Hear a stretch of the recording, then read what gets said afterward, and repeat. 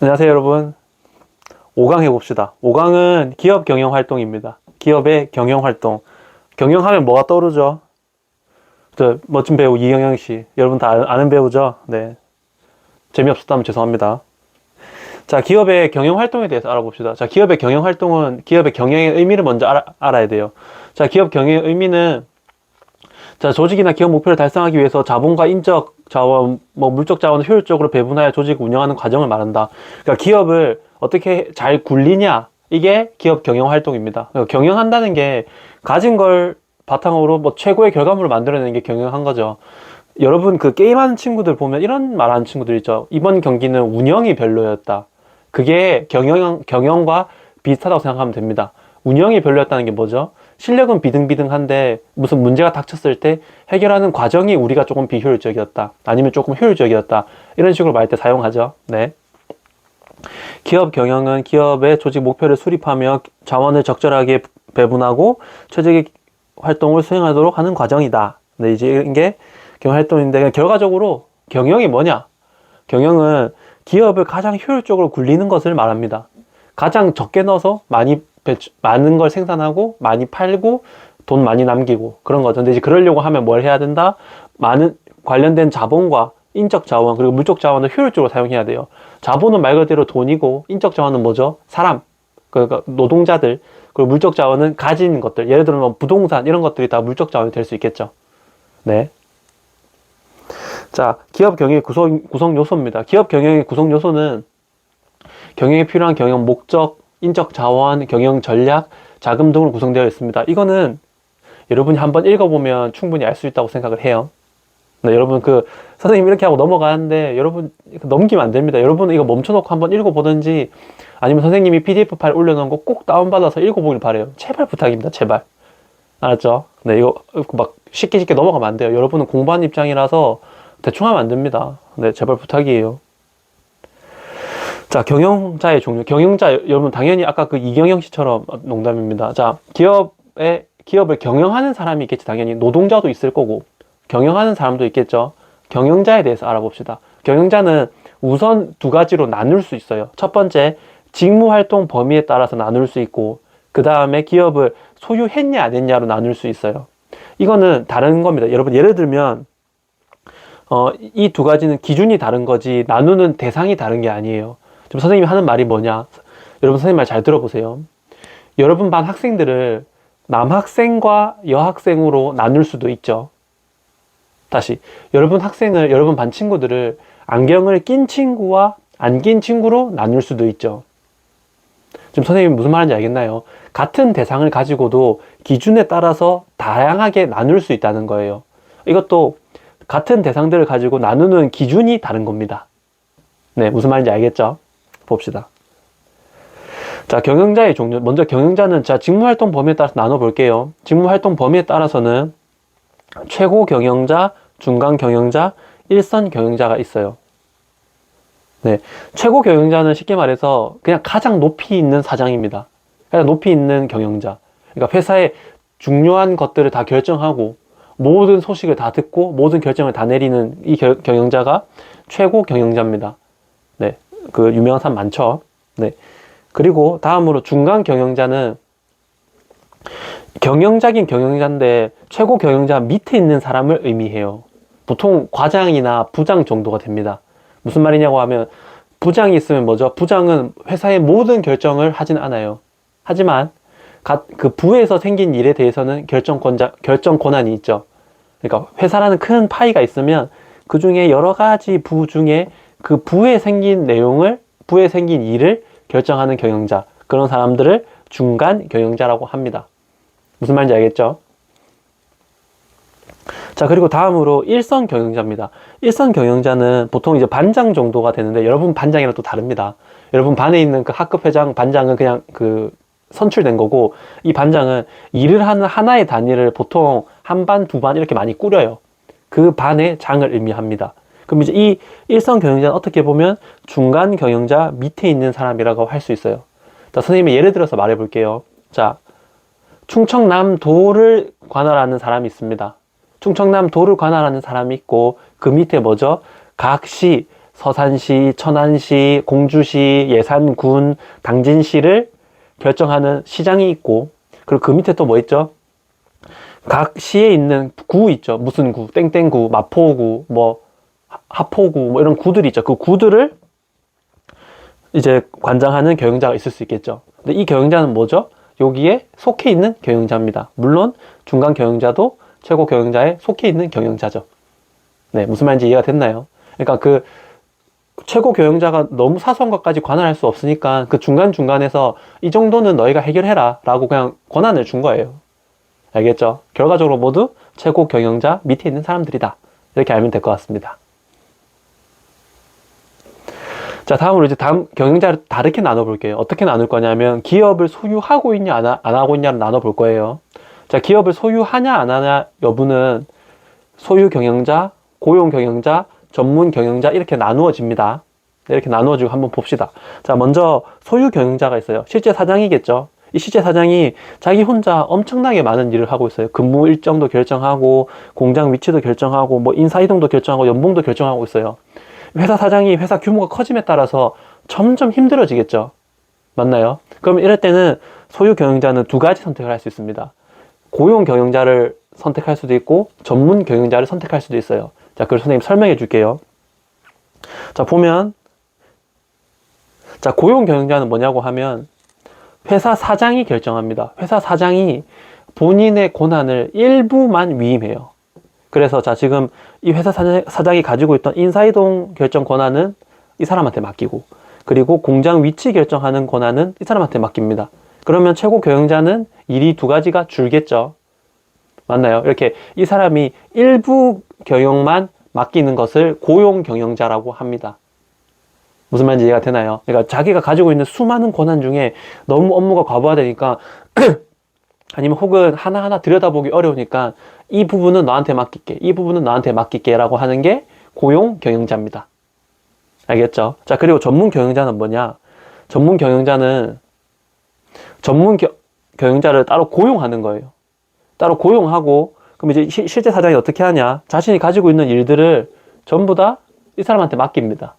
네, 이 사람한테 맡기고, 네, 소유하지 않고 일만 하는 경영자를 고용해요. 그리고 실제 사장은 따로 있고. 무슨 말인지 이해가 되나요? 아, 물론 고용 경영자 형태로 한다고 해서 사장이 없어지는 건 아닙니다.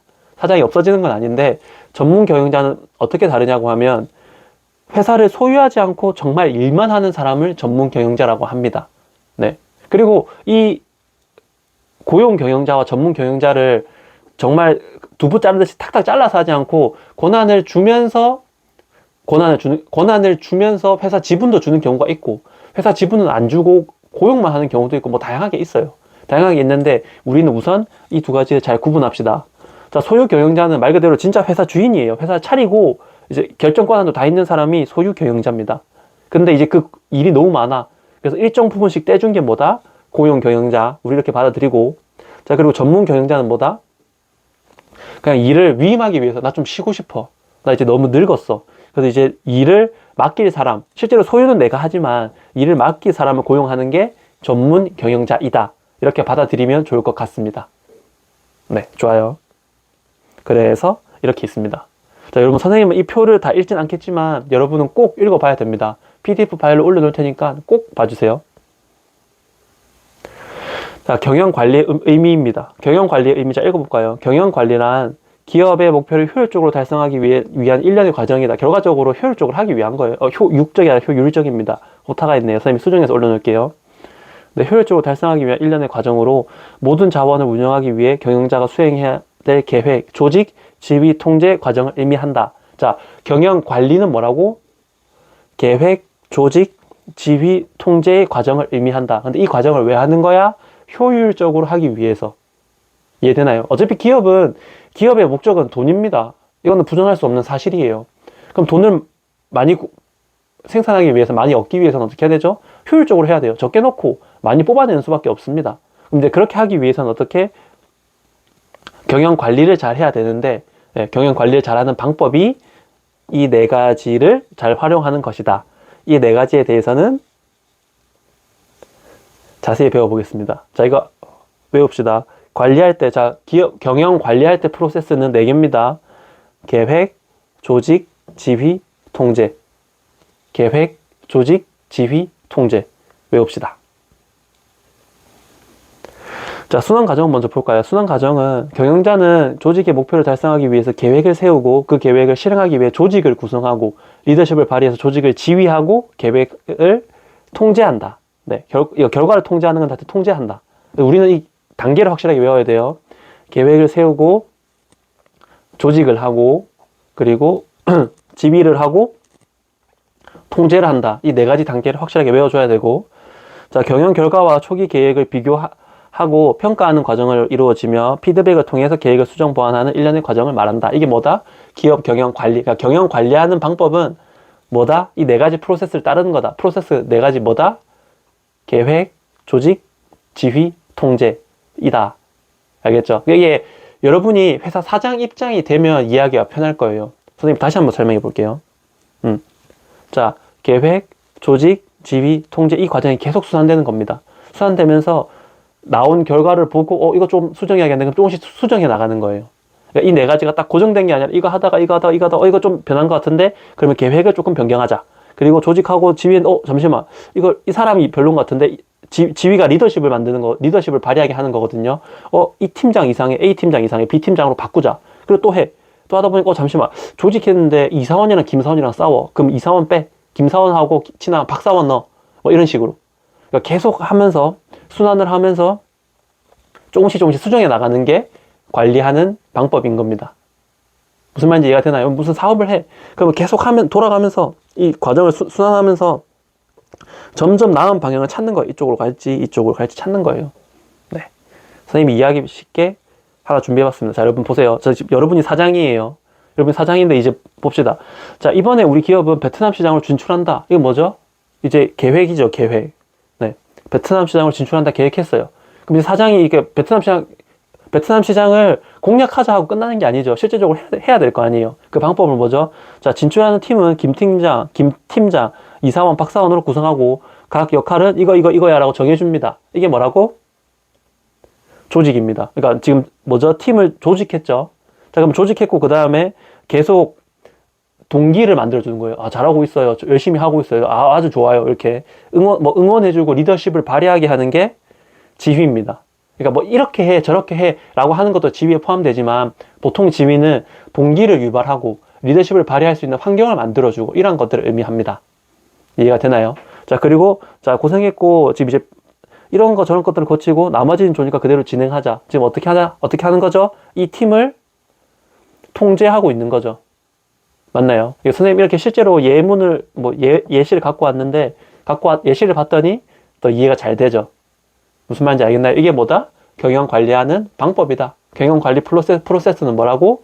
계획, 조직, 지휘, 통제인데 이걸 하나하나 이 순서를 따라가면서 계속 돌아가면서 어떻게 그냥 고정된 대로 하는 게 아니라 상황을 보고 피드백을 보면서 조금씩 수정해 나가는 겁니다. 알죠? 그러니까 점점 나은 방향을 찾는 거예요. 그렇게 생각하면 좋을 것 같아요. 자, 그래서 기업의 경영 관리 해가지고 계획은 뭐다 라고 나와 있고 조직은 뭐다 라고 나와 있습니다. 선생님 이거를 일일이 다 읽으면 너무 수업이 오래 걸릴 것 같고 지루해질 것 같아요. 선생님 PDF 파일 올려놓을 테니까 여러분이 제발 읽어주길 바랍니다. 네. 중요한 건 물론 설명할 거예요. 자, 봅시다. 이제 기업의 경영 활동입니다. 이제 아까는 경영 관리였어요. 이번에는 경영 활동이에요. 이제 경영 활동을 해봅시다. 자, 앞의 내용은 경영 관리고 지금은 활동. 헷갈리면 안 돼요. 이제 경영 활동입니다. 자, 기업의 경영 활동은 업무의 활동 내용에 따라 인적 자원 관리 활동, 생산 관리 활동, 마케팅 관리 활동, 재무 관리 활동, 회계 관리 활동, 경영 정보 시스템 등으로 구분하는데 이게 뭐냐고 하면 기업이 잘 굴러갑니다. 하나의 공장이 굴러가요. 그럼 하나의 공장이 굴러가면 이제 이러한 업무를 해야 한다라고 주어진 거예요. 자, 보세요. 여러분, 공장이 잘 굴러가요. 근데 어떤 사원이 아파. 그래서 이 사원은 빼고 다른 사원 넣어야 될 것 같아. 지금 뭐 한 거죠? 인적 자원 관리한 거죠. 맞나요? 자, 지금 우리가 계란을 생산하는 공장인데 지금 닭이 아파서 계란이 많이 안 나와. 지금 어떻게 하죠? 생산 관리를 해야 되죠. 그럼 잠시만, 닭이 왜 아파? 그럼 닭이 아픈 문제를 해결해야 생산량을 높일 수 있겠죠? 생산 관리 활동. 맞나요? 자, 이제 마케팅 활동 뭐 있죠? 잠시만. 지금 사람들이 계란을 잘 안 먹어. 왜 잘 안 먹지? 아니야. 사람들이 계란이 몸에 좋은 걸 잘 모르네. 그러면 계란이 몸에 좋다는 광고를 많이 하자. 이게 마케팅 활동. 그다음 재무 관리 활동은 뭐냐고 하면 회사를 운영하는 데 필요한 돈이 왔다 갔다 하는 걸 의미한다라고 생각해 주면 좋을 것 같아요. 그러니까 쉽게 말해서 우리 노동자들 월급 줘야 돼. 근데 그 돈 어디서 구하지? 은행에서 빌려오자. 이런 것들이 재무 관리 활동입니다. 그다음 회계 정보 활동, 회계 정보는 뭐냐면 회계는 회사 내부에서 돈을 쓰고 어떻게 썼는지, 왜 썼는지에 대한 내용이에요. 쉽게 말해서 자, 지금 회사가 힘들어요. 회사가 힘든데 외부에서 투자를 하려고 할 수 있죠. 자, 외부에 주식 투자하는 사람이 선생님 회사에 투자를 하려고 해요. 근데 실제로 선생님 회사가 별로 안 좋아. 별로 안 좋아요. 근데 이제 그거를 거짓말하고 투자를 받아오면 투자를 한 사람이 모두 다 돈을 잃을 수 있겠죠. 손실이 날 수 있겠죠. 근데 이제 이거는 불공정한 겁니다. 무슨 말인지 알겠나요? 그러니까 법의 입장에서 봤을 때 무언가 투자를 하고 거래를 하는 데는 공정해야 돼요. 그럼 공정하게 하려고 하면 우리는 어떻게? 회사 정보를 명확하게 명시하는 겁니다. 지금 우리가 이런 회사인데 돈은 이렇게 운영하고 있고 지금 현재 기업은 힘든 상태다. 아니면 혹은 기업이 좋은 상태다. 라는 걸 다른 투자자들도 명확하게 알 수 있게 만들어 놓고 준비를 해야 돼요. 이제 그러한 것들이 회계 관리 활동이다 라고 알면 좋을 것 같아요. 알겠죠? 자세히 알아봅시다. 한 번 더 설명할 거예요. 자, 여러분 기업이 어떻게 뭘로 구성되어 있는지 알면 쉽습니다. 기업은 뭘로 구성되어 있죠? 노동자 맞나요? 그 다음에 제품을 만들어서 파는 게 기업의 역할이죠. 자, 그다음 마케팅 해야 되죠. 여러분 TV 보면 광고 많이 나오죠. 요즘은 TV 광고도 많고 뭐 유튜브 광고도 많죠. 네, 그런 것들. 그 다음에 재무, 외부 돈이 어떻게 왔다 갔다 하는지 보면 되고, 회계 관리는 내부 돈이 어떻게 왔다 갔다 하는지로 우선 받아들일 겁니다. 자, 그럼 기업은 이제 이렇게 구성되어 있다라고 친다면 이게 각각 아까 선생님이 대충 설명했던 5가지 관리 활동에 대해서 5가지 활동이 이 5가지와 각각 대응된다고 볼 수 있는 겁니다. 알겠죠? 한 번 더 자세히 설명합시다. 자, 각 항목에 대해서 자세히 알아봅시다.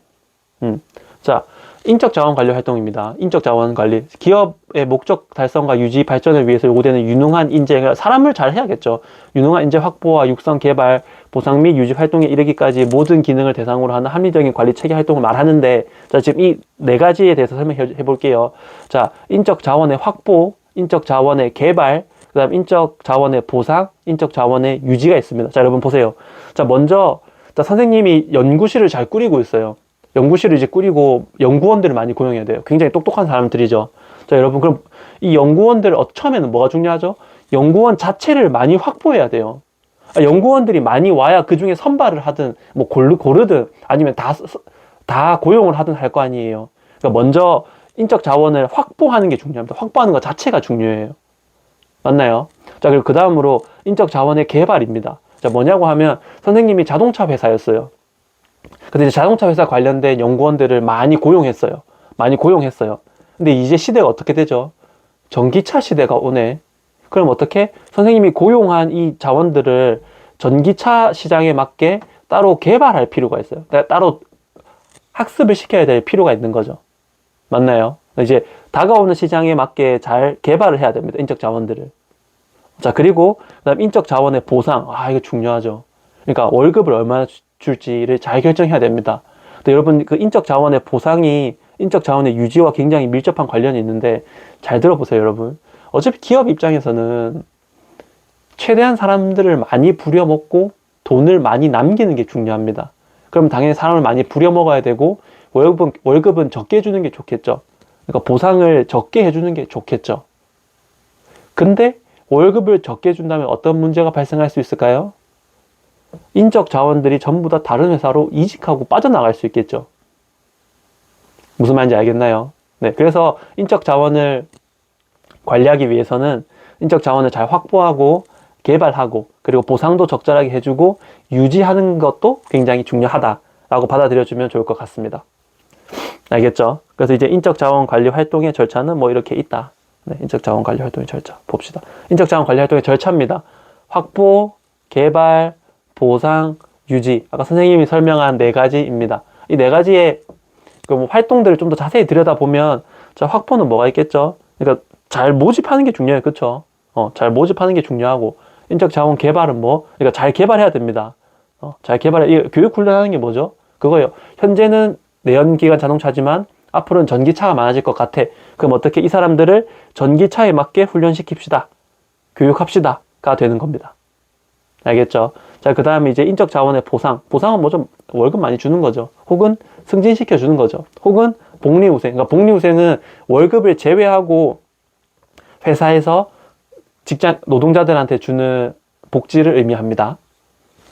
자, 인적 자원의 유지는 뭐겠어요? 그러니까 그 사람들 빠져나가지 않게, 네, 잘 유지하는 것을 의미하겠죠. 좋아요.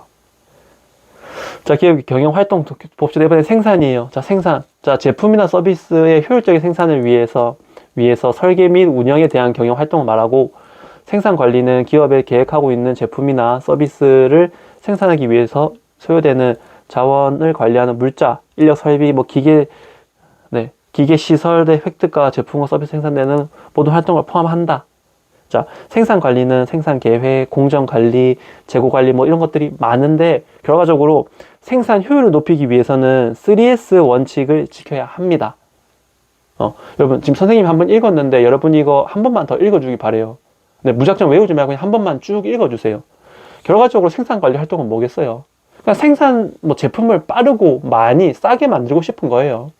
네, 그러기 위해서는 뭐 이러한 것들을 지켜야 되고, 이러한 것들을 잘 마련해야 된다라는 거고, 그 방법 중에 하나가 3S 원칙이 있는데, 이 3S 원칙은 여러분이 비단 공부하는 것뿐만 아니라 앞으로 여러분이 나중에 혹시 경영자가 되거나 회사를 차리면 이 원칙은 잘 알았으면 좋겠어요. 그래서 선생님이 이제 이 원칙에 대해서는 한 번 더 설명하겠습니다. 자, 3S 원칙은 여러분 이거예요. 어떻게 하면 많이 빠르게 만들 수 있을까를 고민하면 됩니다. 그럼 이제 세 가지 방법이, 그 단순화, 심플리피케이션, 맞죠? 그 다음 표준화, 스탠다디제이션, 그 다음 전문화, 스페셜라이제이션인데, 이게 어렵잖아요. 여러분 잘 보세요. 단순화, 무언가를 만들 때 너무 공정이 복잡해. 그럼 만들기 어렵겠죠? 만들기 어려우니까 최대한 단순화해야 돼요. 단순화해야 빠르게 할 수 있을 거 아니에요. 맞나요? 그 다음 두 번째, 표준화. 표준화는 뭐냐고 하면, 공정을 똑같이 맞추는 거예요. 우리 공장에서는 밀가루가 100g보다는 반죽을 100g으로 만들 거예요. 반죽 100g으로 빵을 만들 거예요. 라고 하면 어떻게 되죠? 100g으로 표준화가 된 거죠. 그럼 이제 그 다음 공정에서 빵을 굽는다고 생각해 봅시다. 그럼 어떻게 하면 되죠? 100g에 맞는 오븐을 선택해서 작동을 시키면 되는 거예요. 근데 이제 이게 표준화가 안 되면 어떤 문제가 발생할 수 있냐? 자, 어떤 사람은 100g 반죽을 사용하고, 어떤 사람은 200g, 어떤 사람은 300g을 사용해요. 그럼 이제 걔들을 다 같이 오븐에 넣으면 100g은 타고 200g은 익고 300g은 안 익는 경우가 발생할 수 있겠죠. 그럼 어떻게 되죠? 공정이 비효율적으로 굴러갑니다. 시간도 많이 걸리고, 막 오븐 일일이 열었다 닫았다 하면서 이거 익었나 안 익었나 막 몇 개 열어보기도 해야 되고 뜯어보기도 해야 되고 하겠죠. 그러면 비효율적이겠죠. 맞나요? 그 다음 세 번째, 전문화입니다. 전문화는 이렇게 생각하면 돼요. 이 사람한테 시킨 것만 계속 시키자 이겁니다. 자, 어떤 사람은 반죽을 계속 짜는 일만 했어요. 어떤 사람은 오븐 굽는 일만 했어요. 어떤 사람은 포장하는 일만 했어요. 그러면 다른 거 시키지 말고 이 사람을 그냥 전문가로 만들어 버리자. 어떤 사람은 반죽 짜는 거 전문가. 어떤 사람은 오븐 작동시키는 거 전문가.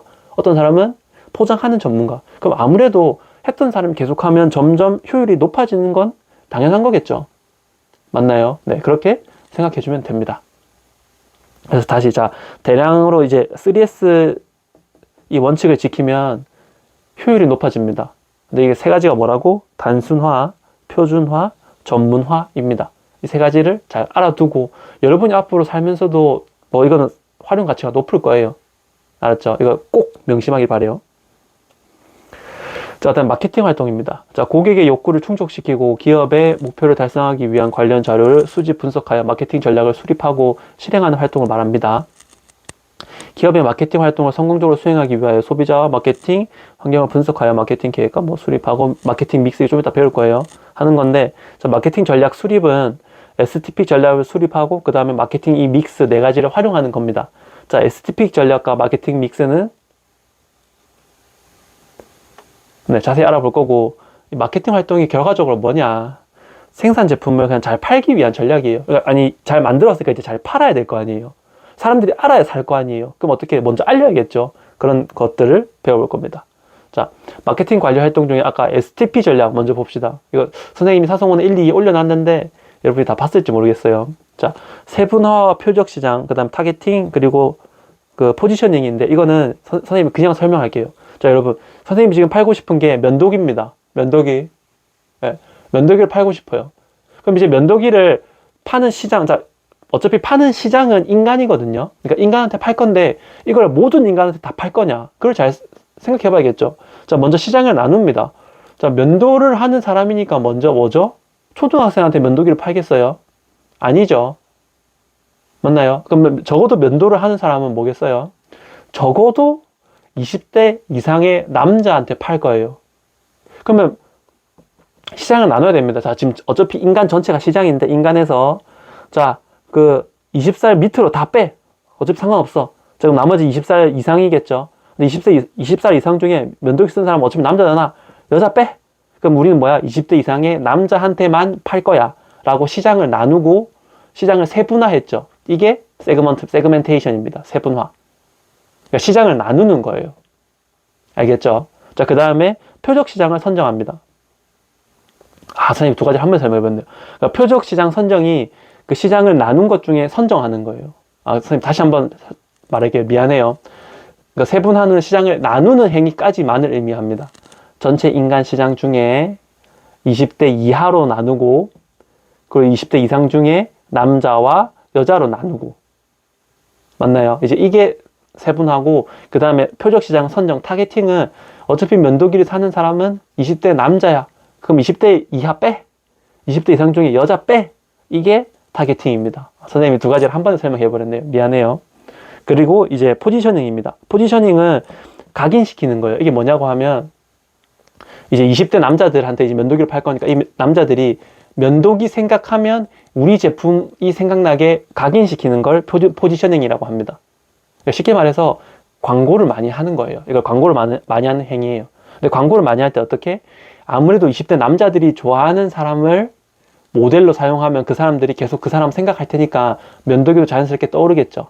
자, 예를 들어서 20대 남자들, 20대 이상의 남자들은 손흥민한테 미치죠. 선생님도 손흥민 되게 좋아하거든요.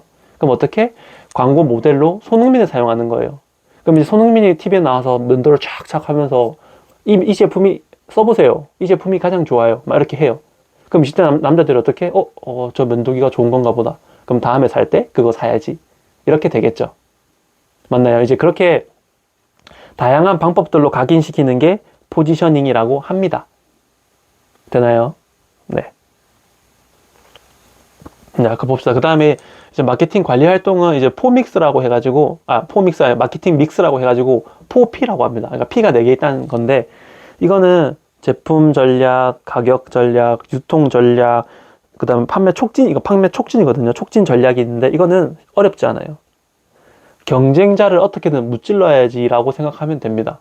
자, 무찔 수 있는 방법은 많아요. 자, 첫 번째 뭐죠? 제품을 잘 만드는 거예요. 제품 전략. 그러니까 제품 자체를 잘 만드는 거예요. 그럼 사람들이 당연히 경쟁사 회사보다는 우리 회사를 쓰겠죠. 맞나요? 그러니까 이건 제품 자체를 잘 만드는 것. 네. 그래서 신제품 만들거나 아니면 기존 제품 개선하거나 다양하게 만들거나 이게 다 뭐죠? 제품 자체를 잘 만드는 걸 의미하고 이제 제품 전략입니다. 자, 이제 그 다음 가격 전략입니다. 당연히 뭐겠어요? 이건 뭐 어쩔 수 없죠. 인간이라면 가성비를 무시할 수 없죠. 가격 전략은 뭐? 같은 가격이면 싼 거. 그렇기 때문에 가격을 아무래도 좀 내리거나 싸게 만들면 사람들이 많이 선택을 할 수 있겠죠. 맞나요? 자, 일단 세 번째는 유통 전략입니다. 유통 전략은 뭐냐고 하면 최종인데 이것도 오타가 있네요. 미안해요. 자, 최종 소비자한테 잘 이르도록, 잘 퍼지도록 만드는 거예요. 예를 들면 이런 걸 예를 들 수 있습니다. 여러분, 선생님 같은 경우는 링티를 좋아하는데 링티라고 이온 음료 같은 게 있거든요. 근데 이 이온 음료를 예를 들어서 이마트에만 팔아요. 근데 경쟁자 회사는 경쟁자에 있는 포카리 스웨트는 이마트에도 팔고 롯데마트에도 팔고 뭐 편의점에도 다 팔아요. 그럼 아무래도 우리 제품이 뒤질 수밖에 없겠죠. 그럼 지금 어떻게? 포카리 스웨트는 우리 회사보다 유통 전략을 더 잘 사용하고 있다고 볼 수 있습니다. 그러니까 최종 소비자한테 잘 도달할 수 있도록 사람들이 찾으면 어디서든 찾을 수 있도록 만들어 놓는 게 유통 전략입니다. 유통 전략은 말 그대로 그 사람들이 잘 접근할 수 있게 온라인 매장도 만들고 오프라인 매장도 만들고, 오프라인 매장이면 모든 매장에 다 납품을 하는 게 중요하겠죠. 근데 납품을 다 하면 어떻게 또 돈이 들겠죠. 투자가 많이 되겠죠. 그래서 적절한 그 선을 잘 찾는 게 유통 전략입니다. 자, 그리고 이제 그 다음은 촉진 전략입니다. 촉진 전략은 그 다양한 수단을 활용해서 제품을 알리는 거예요. 어떻게 할 수 있냐, 이런 게 있을 수 있습니다. 여러분 잘 보세요. 여러분 어떤 아이돌 좋아하나요? 선생님 같은 경우는 그 많은 아이돌을 좋아하는데, 선생님은 요즘 누가 유명하죠? 카리나? 뭐 카리나가 유명하다고 칩시다. 자, 그럼 여러분 지금 그 뭐 카리나 빵을 사면, 카리나 빵이 실제로 있진 않지만 이 카리나 빵을 사면 카리나랑 그 같이 밥 먹을 수 있는 쿠폰이 들어있어요. 그러니까 엄청 작겠지만 카리나 빵을 사면 카리나와 밥을 먹을 수 있는 쿠폰이 있어요. 그럼 어떻게 되죠? 사람들이 나도 카리나 팬인데 하면서 카리나랑 혹시 밥 먹을 수 있을까 해서 그 빵을 많이 사겠죠. 이것도 그 프로모션 전략, 촉진 전략이 될 수 있습니다. 또 예를 들면 이런 게 될 수 있겠죠. 자, 선생님 아이돌을 별로 안 좋아해가지고, 유재석이 유명하죠. 자, 그 유퀴즈에서 책을 발간했어요. 예를 들어서. 근데 유퀴즈에 책을 발간했는데 이 책을 사면 유재석 팬사인회를 갈 수 있는 쿠폰이 있어요. 그럼 아무래도 사람들이 그 책을 많이 사겠죠. 유퀴즈 책을 많이 사겠죠. 맞나요? 이제 이렇게 다양한 방법을 활용해서 소비자한테 알리고 구매를 유발하는 게 판매 촉진 전략 프로모션입니다. 네, 무슨 말인지 알겠죠? 네. 그래서 이 네 가지 전략을 잘 활용하면 어떻게 경쟁자를 무찌를 수 있다. 네, 결과적으로 어차피 파이 싸움이기 때문에 경쟁자를 잘 무찌르는 게 중요하고 이 네 가지 전략이 있다. 다 알겠죠? 제품 전략은 제품 자체를 잘 만들고 뭐 다양하게 만드는 거고, 가격 전략은 아무래도 싸게 만드는 거겠죠. 유통 전략은 뭐죠? 어디서든 그 살 수 있게 만들면 잘 팔리겠죠. 그리고 촉진 전략은 그 이외에 다양한 방법을 활용하는 것이라고 알면 좋을 것 같습니다. 좋아요. 자, 재무관리 활동은 그 선생님은 그냥 이 정도만 하고 넘어갈 건데, 선생님 그냥 읽기만 할 거거든요. 이게 쉽게 말해서 돈을 어떻게 구해와서 사람들한테 나눠주고 그런 활동들을 재무관리 활동이라고 해요. 무슨 말인지 알겠죠? 기업에서 돈을 그냥 들고 오는 거 아닙니다. 은행에서. 기업이 은행에 가서 말을 해요. 우리가 지금 돈이 필요한데 뭐 30억만 빌려주세요. 이자는 어떻게 할게요? 라고 해요. 그래서 오케이, 30억을 빌려와서 제품을 잘 만들었어요. 근데 잘 만들었는데 이제 잘 만들어서 60억 원치 제품을 만들었어요. 선생님이 이유 없이 마음이 급하네요. 좀만 천천히 할게요. 60억 원치 제품을 만들었어요. 근데 제품을 다 납품했어. 백화점에 다 팔았어요.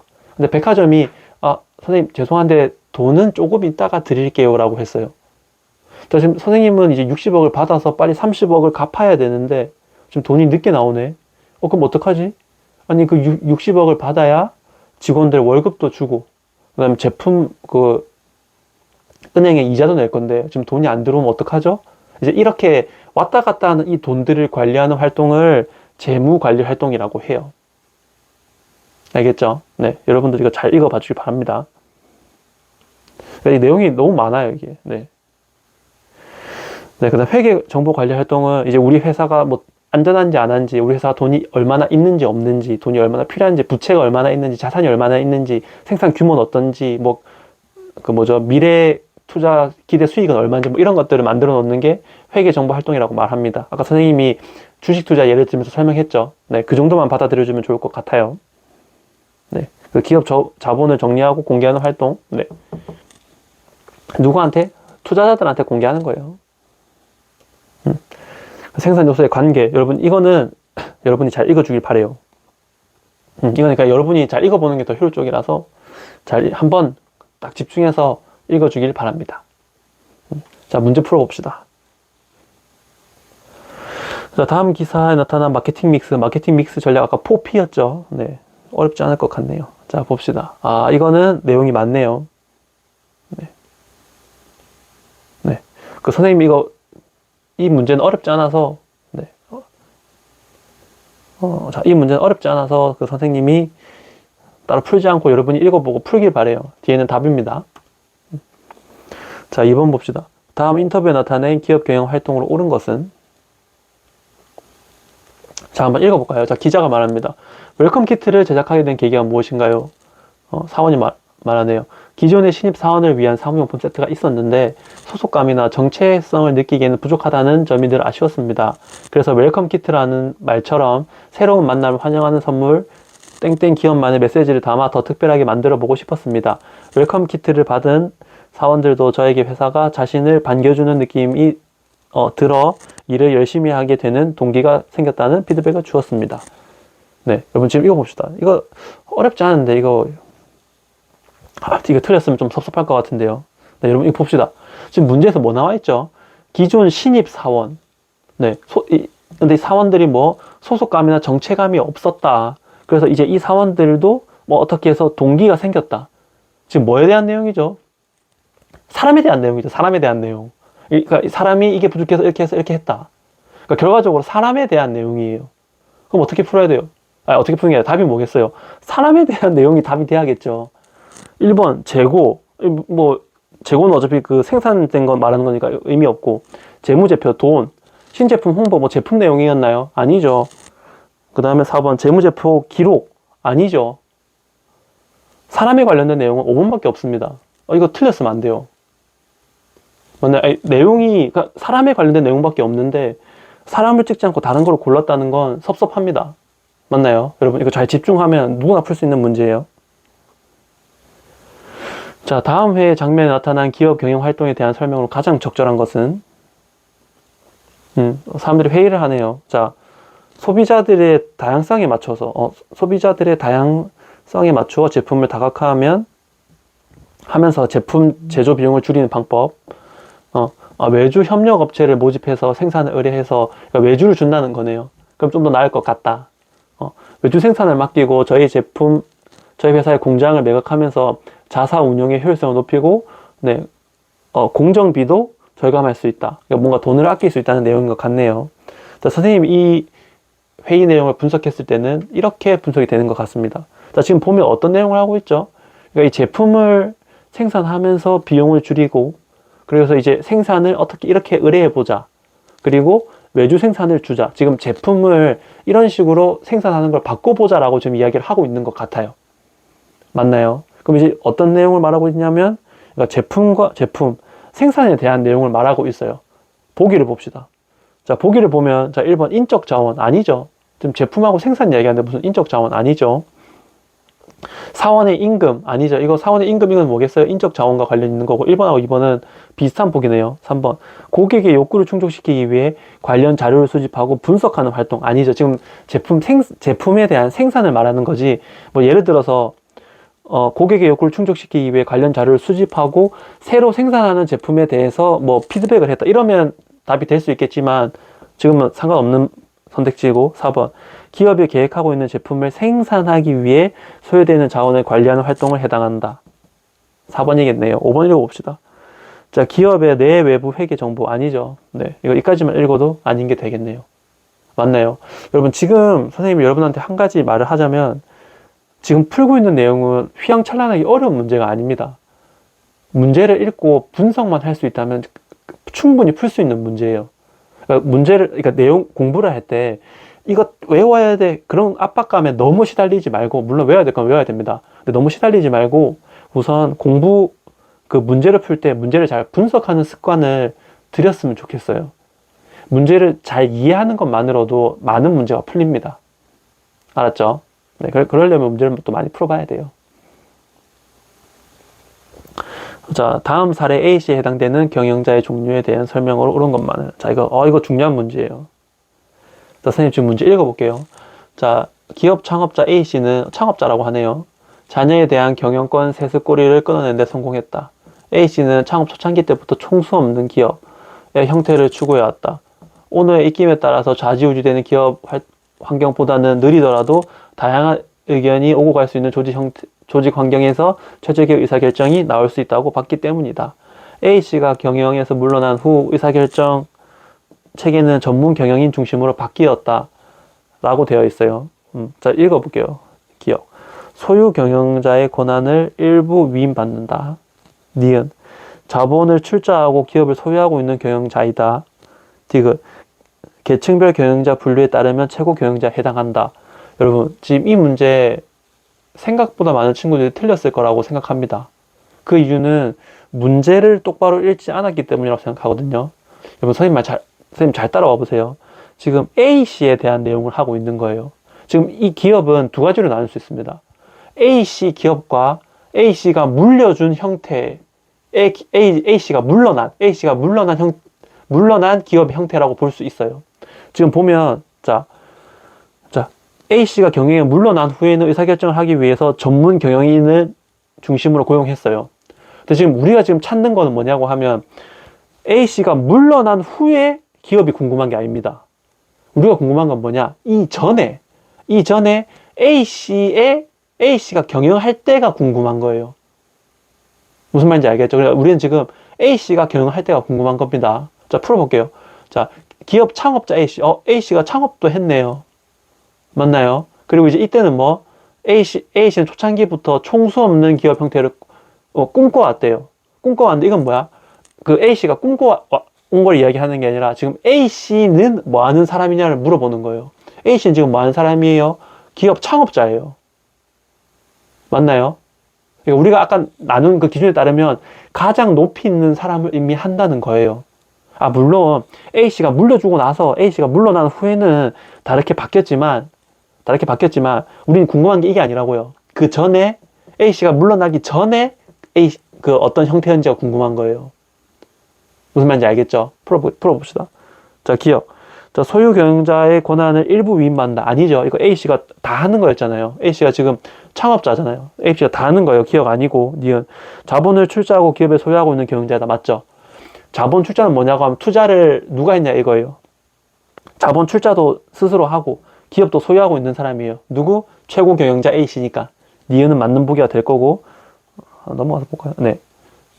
그래서 이제 디귿은 보면 이제 계층별 경영자에 따르면 최고 경영자에 해당한다. 누가? A씨가. 맞나요? 근데 물론 이제 A씨가 물러난 후에는 그게 아니겠지만 우리는 A씨가 궁금한 거예요. 이게 헷갈리면 안 돼요.